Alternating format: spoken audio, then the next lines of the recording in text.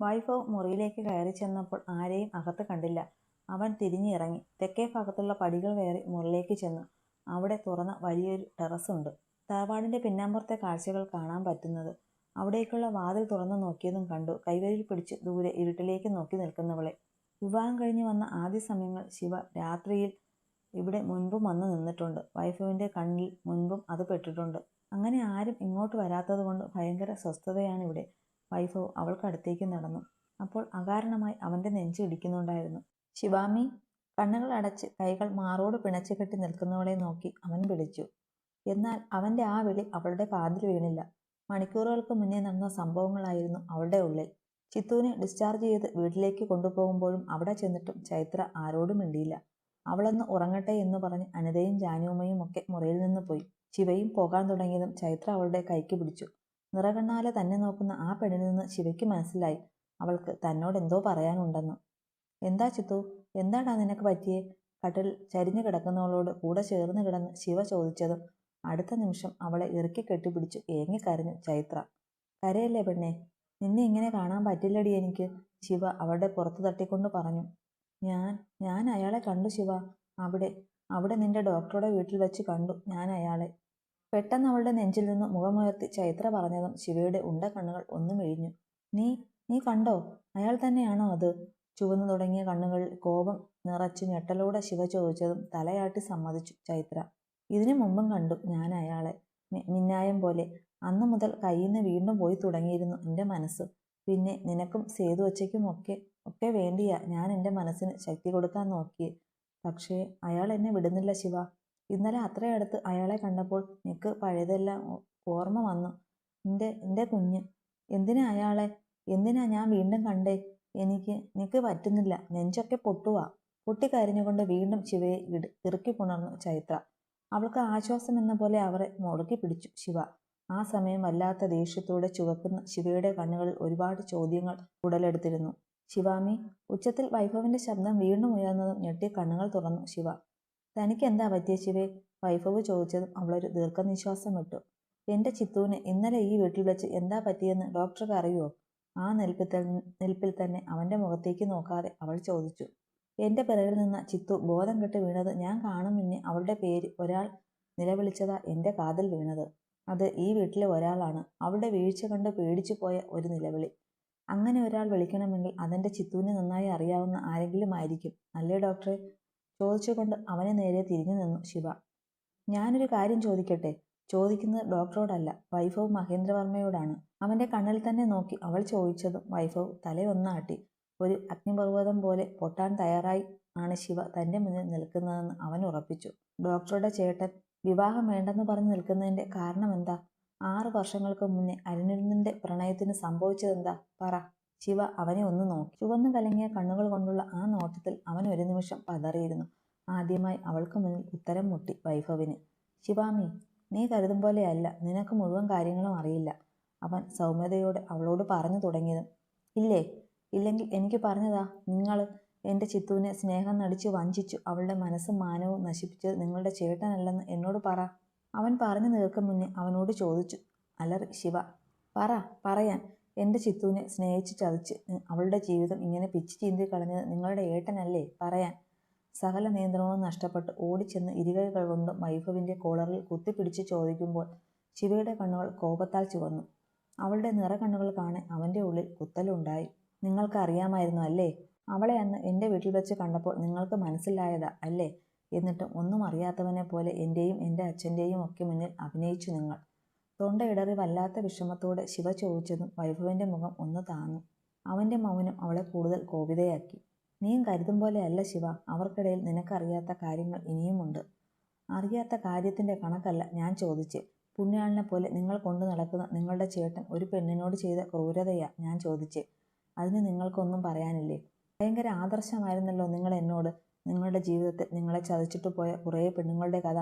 കാശിനും കിടപ്പ് സുഖത്തിനും നിങ്ങളെ തേടി വന്ന ലോകത്തുള്ള ഒരു പെണ്ണും വിശ്വസിക്കാൻ കൊള്ളില്ലാത്തവളാണെന്ന് പറഞ്ഞല്ലോ നിങ്ങൾ. അപ്പോൾ അങ്ങനെയാണെങ്കിൽ നിങ്ങളുടെ ചേട്ടനെയും നിങ്ങളെയും ഞാൻ എന്താ വിളിക്കേണ്ടത്? ഒരു പെണ്ണിന്റെ സമ്മതം കൂടാതെ അവളുടെ ശരീരം സ്വന്തമാക്കി അവളെ ചാകാൻ വേണ്ടി വലിച്ചെറിഞ്ഞ നിങ്ങളുടെ ചേട്ടനല്ലേ the real third rate? Shivami! Shut up! അവളുടെ വാക്കുകൾ കേട്ട വൈഭവിൻ്റെ നിയന്ത്രണവും പൊട്ടി. അവൾക്ക് നേരെ അലറിക്കൊണ്ട് അവളെ അടിക്കാനായി കൈ ഉയർത്തിയതും ശിവ അവനെയും ആ കൈയെയും തുറപ്പിച്ചു നോക്കി. അപ്പോഴും അവൻ്റെ ഷർട്ടിൽ കുത്തിപ്പിടിച്ചിരിക്കുകയായിരുന്നു അവൾ. ചുവന്ന കലങ്ങിയ മിഴികളും കോപം കൊണ്ട് വലിഞ്ഞു മുറുകിയ മുഖവുമായി ഇരുവരും പരസ്പരം ദേഷ്യത്തോടെ നോക്കി. അപ്പൂ, നേരം ഒരുപാടാവുന്നു. നീ മോളിൽ പോയി ഏട്ടനെയും ഏട്ടത്തെയും കഴിക്കാൻ വിളിച്ചോണ്ട് വാ, ചെല്ല്. ആശുപത്രിയും വീടുമായി എന്നൊക്കെ പറഞ്ഞു നടന്നതല്ലേ. ശിവമോളും ഒന്നും കാര്യമായിട്ട് കഴിച്ചിട്ടുണ്ടാവില്ല. ആ കുട്ടിയുടെ മുഖം കാണുമ്പോഴേ അറിയാം നല്ല വിഷമമുണ്ട്. ശരിയാ, ഏട്ടത്തിയമ്മയെ ഞാനും ശ്രദ്ധിച്ചു. ആകെ ഒരു വാട്ടം പോലെ. ചിലപ്പോൾ ചിത്തുമ്മയെ ഓർത്താവും. നീ എന്തായാലും ചെന്ന് കുട്ടിയോട് താഴേക്ക് വരാൻ പറ, ചെല്ല്. മുത്തശ്ശി പറഞ്ഞതും അവരുടെ കാല് മസാജ് ചെയ്യുന്നത് നിർത്തിയിട്ട് മുകളിലേക്ക് കയറിപ്പോയി അപ്പു. ശിവയെയും വൈഭവിനെയും മുറിയിൽ കയറി തപ്പിയിട്ട് അവരെവിടെ കാണാഞ്ഞതും മുകളിലത്തെ ഹാളിലും കോമൺ ബാൽക്കണിയിലും ഒക്കെയായി അവരെ തിരഞ്ഞു അവൾ. ഒടുവിലാണ് തെക്കിനിയിലെ ടെറസിന്റെ കാര്യം അവൾ ഓർത്തെ. ശിവയുമായി അപ്പു ഇടയ്ക്ക് അവിടെ കയറുന്നത് കൊണ്ട് അവൾ അവിടെ ഉണ്ടാകുമെന്ന് കരുതി അപ്പു നേരെ അങ്ങോട്ടേക്ക് ഓടി. എന്താ നിർത്തിക്കളഞ്ഞേ, തല്ലുന്നില്ലേ? തനിക്ക് നേരെ ഉയർന്ന വൈഭവിന്റെ കൈ നോക്കിക്കൊണ്ട് പുച്ഛത്തോടെ ശിവ ചോദിച്ചതും അവൻ അവളിൽ നിന്ന് അകന്നു മാറി നിന്ന് അരിശത്തോടെ തലമുടിയിൽ പിടിച്ചൊന്ന് വലിച്ചു വിട്ടു. കൈക്കരുത്ത് കാണിച്ച് പെണ്ണിനെ കീഴ്പ്പെടുത്താനേ മാണിക്യമംഗലത്തെ ഇളം തലമുറക്കാർക്ക് അറിയൂ. പെണ്ണിന്റെ ഹൃദയത്തെ തൊട്ട് അവളുടെ മനസ്സ് കീഴടക്കാൻ നിങ്ങൾക്ക് ആവില്ല മിസ്റ്റർ വൈഭവ് മഹേന്ദ്ര, ഒരിക്കലും. ചുവന്ന കണ്ണുകളിൽ കത്തി നിൽക്കുന്ന കോപത്തോടെ അവനെ നോക്കി പറഞ്ഞു അവൾ അവിടെ നിന്നും തിരികെ നടന്നു. ആ പെണ്ണിന്റെ മൂർച്ചയുള്ള വാക്കുകൾ മറുപടിയില്ലാതെ വൈഭവ് നിന്നുപോയി. പിന്നെ ഒരു കാര്യം കൂടി. ഒന്ന് തിരിഞ്ഞു വൈഭവിനെ നോക്കി ശിവ. ഇനി എൻ്റെ നേരെ കൈയോങ്ങാൻ ഒരുങ്ങുന്നതിന് മുമ്പ് ഒന്ന് ഓർമ്മയിൽ വേണം ഞാൻ നിങ്ങളുടെ ആരാണെന്നുള്ളത്. ദേഹോപദ്രവം നമ്മൾ തമ്മിലുള്ള കോൺട്രാക്റ്റിൽ പറഞ്ഞിട്ടില്ല. ഞാൻ പറഞ്ഞത് മനസ്സിലായെന്ന് കരുതുന്നു എൻ്റെ കോൺട്രാക്ട് ഭർത്താവിന്. പുച്ഛത്തോടെ അവനെ നോക്കി അത്രയും മാത്രം പറഞ്ഞ് ശിവ ഇറങ്ങിപ്പോയി. പോകും വഴി കണ്ണിൽ നിന്ന് ഒലിച്ചിറങ്ങിയ നീർത്തുള്ളികൾ വാശിയോടെ തുടച്ചു. ശിവ പോയതും അത്രയും നേരം അവിടെ നിന്ന ഇരുട്ടിൽ മറഞ്ഞു നിന്നിരുന്ന അപ്പു ഇരു കൈകൾ കൊണ്ടും വാ പൊത്തി കരഞ്ഞു. ശിവ നേരെ പോയത് വാമികയുടെ റൂമിലേക്കാണ്. മുറി തുറന്നതും കട്ടിലിരിക്കുന്ന വാമികയെ ഓടിച്ചെന്ന് കെട്ടിപ്പിടിച്ചു. ആ നെഞ്ചിലേക്ക് വീണു പൊട്ടിക്കരഞ്ഞു അവൾ. ഒരു നിമിഷം പകച്ചുപോയ വാമിക അവളോട് കാര്യം തിരക്കിയെങ്കിലും ശിവ ഒന്നും പറയാതെ അവരുടെ മേലുള്ള പിടി ഒന്നുകൂടെ മുറുക്കി പിടിച്ചു കരഞ്ഞുകൊണ്ടേയിരുന്നു. പിന്നൊന്നും ചോദിക്കാതെ തൻ്റെ നെഞ്ചിൽ കിടന്ന് കരയുന്ന മകളെ തിരികെ പുണർന്നു പിടിച്ചു ആശ്വസിപ്പിച്ചു വാമിക. അവൾക്ക് എന്തോ കാര്യമായി സംഭവിച്ചിട്ടുണ്ടോ എന്ന് അവർക്ക് ഉറപ്പായിരുന്നു. നരേന്ദ്രൻ വീടിൻ്റെ ടെറസിലിരുന്ന് മദ്യപിക്കുമായിരുന്നു. അച്ഛൻ വിളിച്ചോ? അങ്ങോട്ടേക്ക് വന്ന ആനന്ദ് ചോദിച്ചതും നരേന്ദ്രൻ അവനെ ഒന്ന് തുറച്ചു നോക്കി. നീ ഇത്രയും നേരം എവിടെയായിരുന്നു ആനന്ദ്? ഞാനത് ഒരു ഫ്രണ്ടിൻ്റെ പാർട്ടി ഉണ്ടായിരുന്നു, അതിന് പോയി. കുറച്ച് പതർച്ചയോടെ ആനന്ദ് പറഞ്ഞതും ഇങ്ങനെ പാർട്ടിയും കൂടി വെള്ളമടിച്ച് നടന്നോ നീ? നിന്നെ അതിനല്ലേ കൊള്ളൂ. അറിയാമോ, 2 ദിവസങ്ങൾ കൂടി കഴിഞ്ഞാൽ ആ റെഡിയുടെ ഷിപ്മെന്റ് വരും.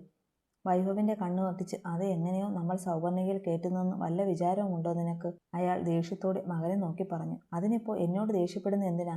അച്ഛനല്ലേ അവരുമായി ഡീൽ ഉറപ്പിച്ചത്. അപ്പോൾ അതിൻ്റെ മാർഗവും അച്ഛൻ കണ്ടാൽ മതി. വൈഭവിന്റെ കാര്യം എനിക്കറിയണമെന്നില്ല. ഹോസ്പിറ്റലിലും വെളിയിലും ഇപ്പോൾ വീട്ടിലും വരെ അവൻ്റെ പേര് കേട്ട് കേട്ട് എനിക്ക് മടുത്തു. ദേഷ്യത്തോടെ ആനന്ദ് പറഞ്ഞത് നരേന്ദ്രന് പുച്ഛം തോന്നി.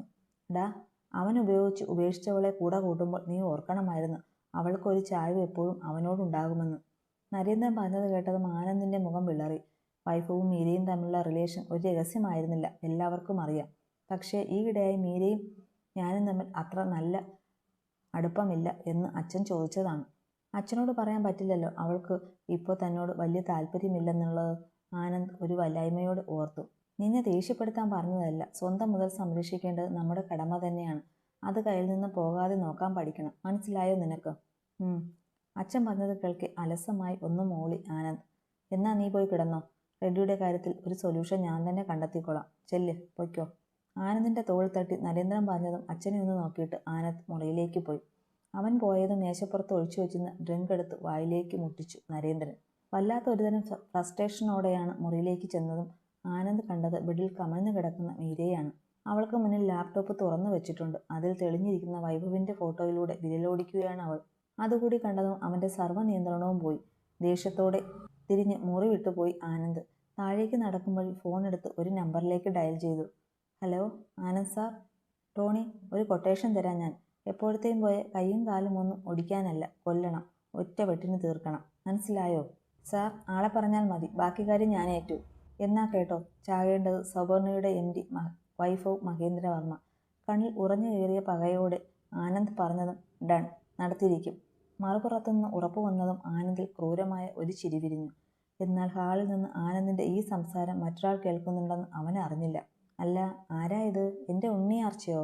രാവിലെ തന്നെ കോളിംഗ് ബെല്ല് അടിക്കുന്നത് കേട്ട് ലത വാതിൽ തുറന്നതും പുറത്തു നിൽക്കുന്ന അപ്പുവിനെ നോക്കി ചിരിയോടെ പറഞ്ഞു. സിദ്ധുവേട്ടൻ എഴുന്നേറ്റോ ലത അമ്മേ? അകത്തേക്ക് കയറിക്കൊണ്ട് ചെറിയൊരു മന്ദഹാസത്തോടെ അപ്പു ചോദിച്ചതും. ഇല്ലടി മോളെ, അവൻ്റെ സമയം ആവുന്നതേയുള്ളൂ. അല്ല, എന്താ അപ്പു നീ രാവിലെ തന്നെ വന്നേ? ലത സംശയത്തോടെ ചോദിച്ചു. അപ്പുവിൻ്റെ വാടിയ മുഖവും രാവിലെ തന്നെ സിദ്ധുവിനെ അന്വേഷിച്ചുകൊണ്ടുള്ള വരവും കണ്ട് അവർക്ക് പന്തികേടി തോന്നി. അതെനിക്ക് സിന്ധുവിനോട് ഒരു ഡൗട്ട് ചോദിക്കാനുണ്ടായിരുന്നു. ഈ എൻട്രൻസ് എഴുതുന്നതിനെ പറ്റിയേ. അതാ, അവളൊരു പതർച്ചയോടെ പറഞ്ഞു. ആണോ? എന്നാ മോള് പോയി അവനെ വിളിച്ചെഴുന്നേൽപ്പിക്ക്. അമ്മ ചായ എടുക്കാം, ചെല്ല്. ലത അവളോട് പറഞ്ഞതും അവരെ നോക്കി ചിരിച്ചിട്ട് നേരെ സിദ്ധുവിൻ്റെ റൂമിലേക്ക് ഓടിപ്പോയി അപ്പു. പൊട്ടി പൊളിക്കണ്ടമ്മ, വരുവാ ഞാൻ. നിർത്താതെ ഡോറിൽ തട്ടുന്നത് കേട്ട സിദ്ധു വാതിലേക്ക് നോക്കി ഒന്ന് അലറിയിട്ട് മുഷിപ്പോടെ എഴുന്നേറ്റ് വന്ന് വാതിൽ തുറന്നതും കാറ്റുപോലെ ആഞ്ഞവനെ ഇറുക്കി കെട്ടിപ്പിടിച്ചു അപ്പു. ഒരു നിമിഷം അവനൊന്ന് ഞെട്ടി. പെട്ടെന്ന് അതിന് സിദ്ധു പുറകോട്ടൊന്ന് വേച്ചു പോയിരുന്നു. ആദ്യത്തെ അമ്പരപ്പമായതും. അപ്പു, എന്താടി ഈ കാണിക്കുന്നേ? മാറ്. അവൻ ദേഷ്യത്തോടെ അവളെ തള്ളിമാറ്റാൻ നോക്കി. എന്നാൽ അവനിൽ നിന്ന് ഒരിടം മാറാതെ അവനെ ഇരുകൈകൾ കൊണ്ട് വട്ടം കെട്ടിപ്പിടിച്ചു നെഞ്ചിൽ മുഖം പൂഴ്ത്തി കിടക്കുവാണ്. ദേ അപ്പു, നീ വെറുതെ കളിക്കരുത്. താഴെ അമ്മ ഉള്ളതാ, മാറിക്കി അങ്ങോട്ട്. ബലമായി അവളെ തന്നിൽ നിന്ന് പിടിച്ചു മാറ്റിയതാണ് അവളുടെ നിറഞ്ഞ കണ്ണുകൾ സിദ്ധു കാണുന്നേ. അപ്പു, എന്താടാ, എന്താ പറ്റി? അവൻ ടെൻഷനോടെ ചോദിച്ചതും. കുഞ്ഞേട്ടനും ഏട്ടത്തിയമ്മയും തമ്മിലുള്ള കല്യാണം ഒരു എഗ്രിമെൻ്റ് ആണോ സിദ്ധുവേട്ടാ? അവരെല്ലാവരും മുന്നിൽ അഭിനയിക്കുന്നതാണോ? പൊട്ടിക്കരഞ്ഞുകൊണ്ട് അവൻ്റെ നെഞ്ചിലേക്ക് വീണ്ടും വീണ് അവൾ ചോദിക്കുന്നത് കേട്ടതും സിദ്ധു അവളോട് എന്തുത്തരം പറയണമെന്നറിയാതെ പകച്ചു നിന്നുപോയി. നീ എങ്ങനെ അറിഞ്ഞു? അവളെ പിടിച്ചുകൊണ്ട് തന്നെ സിദ്ധു ചോദിച്ചു. ഞാൻ കേട്ടു. ഇന്നലെ രാത്രിയിൽ അവർ പറയുന്നത് തെക്കേ വശത്തെ ടെറസിൽ നിന്ന് അടി ഉണ്ടാക്കുമായിരുന്നു രണ്ടുപേരും. അപ്പോൾ ഏട്ടത്തിയമ്മ പറയുക, ഏട്ടത്തിയമ്മ കുഞ്ഞേട്ടൻ്റെ വെറും ഒരു കോൺട്രാക്ട് ഭാര്യയാണെന്ന കാര്യം മറക്കണ്ടാന്ന്. കേട്ടപ്പോൾ എനിക്ക് സഹിച്ചില്ല ഏട്ടാ.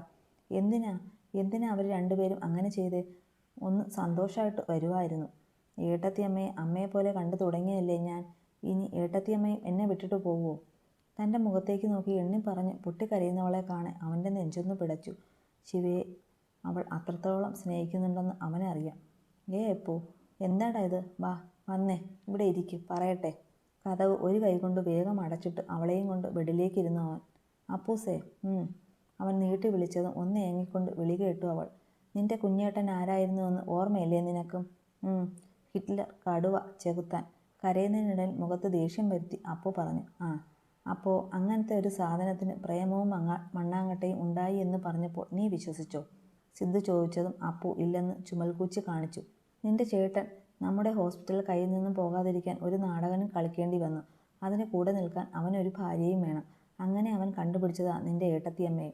അപ്പോൾ ഏട്ടനൊപ്പം അഭിനയിക്കാനാണോ ഏട്ടത്തിയമ്മ വന്നേ? അപ്പുവിൻ്റെ കണ്ണുകൾ വീണ്ടും നിറഞ്ഞു തുടങ്ങി. എൻ്റെ ബുദ്ധൂസേ, ആദ്യം ഞാൻ പറയുന്നത് മൊത്തം കേൾക്ക്. ശരിയാ, അഭിനയിക്കാൻ വന്നത് തന്നെയാ ശിവാമി. അവൾക്ക് അന്ന് അങ്ങനെ ഒരു തീരുമാനം എടുക്കേണ്ടി വന്നു. പക്ഷേ ഒന്ന് ഞാൻ പറയാം, ഇന്ന് നിന്റെ ഏട്ടൻ്റെ കൂടെ നിൽക്കുന്നത് അവൻ്റെ ഭാര്യയായി അഭിനയിക്കുന്ന പെണ്ണല്ല, അവൻ്റെ ഭാര്യയായ ശിവാമിയാണ്. അഭിനയമൊക്കെ കഴിഞ്ഞു അവൻ്റെ താലിയുടെ അവകാശി എന്ന ചുമതല എന്നെ ഏറ്റെടുത്തു ശിവ. അത് നിനക്ക് മനസ്സിലായിട്ടില്ലേ അപ്പോ? സിദ്ധു ചോദിക്കവേ ഒരു ചെറു ചിരിയോടെ അപ്പോ തലയാട്ടി. ശരിയാണ്, കണ്ണുകളെ അവിശ്വസിക്കാതിരിക്കാൻ പറ്റില്ലല്ലോ. പലപ്പോഴും കണ്ടിട്ടുള്ളതാണ് കുറുമ്പ് നിറഞ്ഞ ഏട്ടൻ്റെയും ഏട്ടത്തിയുടെയും കാട്ടിക്കൂട്ടലുകൾ. അതുപോലെ ഏട്ടനെ പ്രണയത്തോടെ നോക്കുന്ന ഏട്ടത്തിയമ്മയും അപ്പു ഓർത്തു. പക്ഷേ ഇന്നലെ അവർ വഴക്കിട്ട് സിദ്ധുവേട്ടാ, അതോ? പെട്ടെന്ന് അവൾ ചോദിച്ചു. അതിന് കാരണം വേറെയാ മോളെ. അതിപ്പോൾ നീ അറിയണ്ട. ഒരു കാര്യത്തിൽ വിശ്വസിച്ചാൽ മതി, ശിവാമി തന്നെയാ എന്നും നിന്റെ ഏട്ടത്തിയമ്മ. ആ അമ്മയുടെ സ്നേഹം എൻ്റെ പെണ്ണിന് ഒരിക്കലും നഷ്ടമാവില്ല. ചിരിയോടെ അപ്പുവിൻ്റെ നെറുകയിലൊന്ന് തലോടി അവൻ പറഞ്ഞതും സന്തോഷം കൊണ്ട് അപ്പു അവനെ ഒന്നുകൂടെ ഇറകെ പുണർന്നു. ഇത്തവണ സിദ്ധുവിൻ്റെ കൈകളും അവളെ തിരികെ പുണർന്നു പിടിച്ചു. കുറച്ചു നേരം എല്ലാം മറന്നു ആ നെഞ്ചിലേക്ക് അണച്ചു പിടിച്ചു സിദ്ധു അവളെ. സിദ്ധു, അപ്പു രണ്ടുപേരും എന്തെടുക്കും അകത്ത്? പെട്ടെന്ന് താഴെ നിന്നും ലതയുടെ ഒച്ച കേട്ടപ്പോഴാണ് സിദ്ധുവിന് ബോധോദയം വന്നേ. ഡി മാറ്. ഞെട്ടിപ്പോയ അവൻ പെട്ടെന്ന് അവളെ തന്നിൽ നിന്ന് മാറ്റി പറഞ്ഞതും അപ്പുവിൻ്റെ മുഖം കൂർത്തു. സിദ്ധു, ഞാൻ അങ്ങോട്ട് വരണോ? ലതാമ്മയുടെ ശബ്ദം ഇത്തിരി കടുത്തതും. അയ്യോ വേണ്ടമ്മേ, ഞങ്ങളിപ്പോൾ വരാം താഴോട്ട്. സിദ്ധു എഴുന്നേറ്റ് നിന്ന് വെപ്രാളത്തോടെ വിളിച്ചുപോയി. അത് കേട്ടതും അപ്പു വാ പൊത്തി ചിരിച്ചു. എന്നാൽ രണ്ടുപേരും പയ്യെ ഇറങ്ങിപ്പോന്നേക്ക്, ഒരാക്കിയ ചിരിയോടെ പറഞ്ഞു ലത. അമ്മ എന്ത് വിചാരിച്ച് കാണുമോ? എന്ത് വിചാരിക്കാൻ? ഇനി വിചാരിച്ചാലും എന്താ കുഴപ്പം? ഞാനല്ലേ. അപ്പു കുറുമ്പോടെ പറഞ്ഞുകൊണ്ട് സിദ്ധുവിനരിയിലേക്ക് ചേർന്ന് നിൽക്കാൻ തുടങ്ങി. ഡി കോപ്പെ, ഇറങ്ങിപ്പൊക്കോണോ ഇപ്പോൾ? ഉള്ള പ്രശ്നം കൊണ്ട് തന്നെ എനിക്ക് ഇറക്കിപ്പുറതിയില്ല, അപ്പോഴാ നീയും കൂടി. പോടി ഇടുന്നു. സിദ്ധു അവളുടെ കൈക്ക് പിടിച്ച് റൂമിന് വെളിയിലേക്കിട്ട് കതകടയ്ക്കാൻ തുടങ്ങിയത്. ഒരു മിനിറ്റ്. അപ്പോൾ തിരിഞ്ഞു നിന്നു. എന്താടി? അവൻ അരിശത്തോടെ ചോദിച്ചു. അതേ, നേരത്തെ എന്നെ സമാധാനിപ്പിക്കാൻ പറയുന്നുണ്ടെ എൻ്റെ പെണ്ണ് എന്ന് വിളിച്ചത് ഞാൻ കേട്ടോ. മതി, അത് മതി. ഇനി ഞാൻ ഒട്ടും വിടില്ല എൻ്റെ സിദ്ധുവിനെ. കുറുമ്പോടെ അവനോട് പറഞ്ഞിട്ട് പെണ്ണ് താഴേക്ക് ഓടിയതും സിദ്ധു തലയിൽ കൈവച്ചു പോയി.